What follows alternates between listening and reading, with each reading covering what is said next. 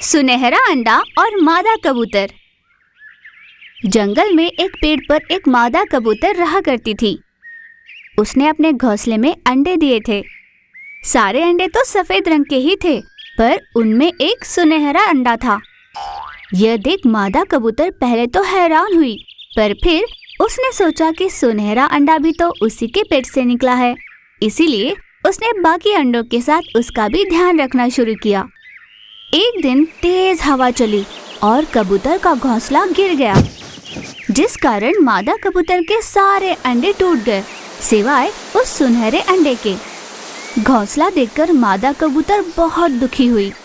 हे भगवान, मैंने कितनी मुश्किल से अपना घोंसला बनाया था, जिसमें मेरे अजन्मे बच्चे थे। सब कुछ खत्म हो गया। इस निर्दयी तूफानी हवा को क्या आज ही चलनी थी?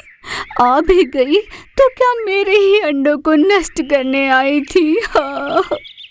ऐसे आक्रोश में रोए जा रही थी। तभी उसकी नजर पड़ी उस सुनहरे अंडे पर। जिस अंडे को देखकर मैं घबरा गई थी, वही अंडा बच गया। कम से कम इसे तो संभाल कर रखूंगी। फिर मादा कबूतर उस सुनहरे अंडे के पास गई और उसे प्यार से सहलाकर उसका खूब ध्यान रखने लगी।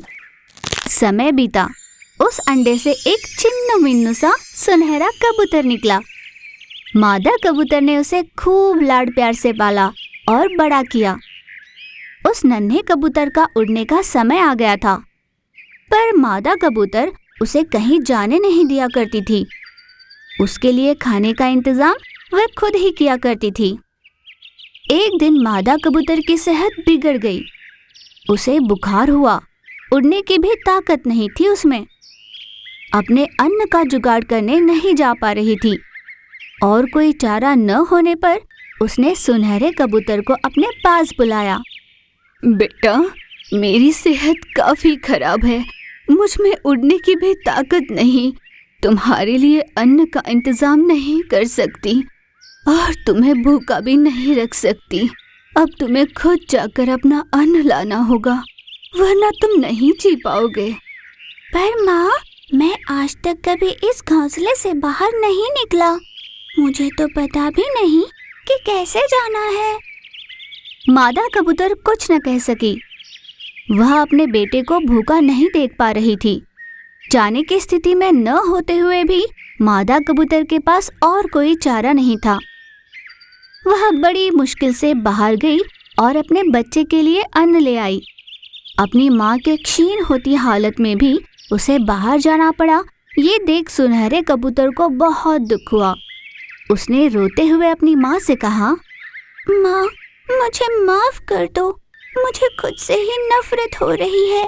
तुम्हारी इतनी सेहत खराब है, तुम उड़ने की हालत में भी नहीं, फिर भी मैं भूखा ना रहूं, इसलिए तुम पीड़ा में रहते हुए भी मेरे लिए खाना लाई। मैंने आपकी सेहत की सोची भी नहीं। आज अगर मैं कहीं नहीं जा पा रहा, किसी काम का नहीं रहा, तो इसका कारण आपका हद से ज्यादा लाड़ प्यार ही है माँ। ये आज मैं समझ गया हूँ। मेरी भी समझ में ये बात अभी आई है बेटा। तुम ऐसे ही रहे तो भविष्य में तुम्हारा क्या होगा, ये सोच सोच कर मुझे डर सा लगने लगा है।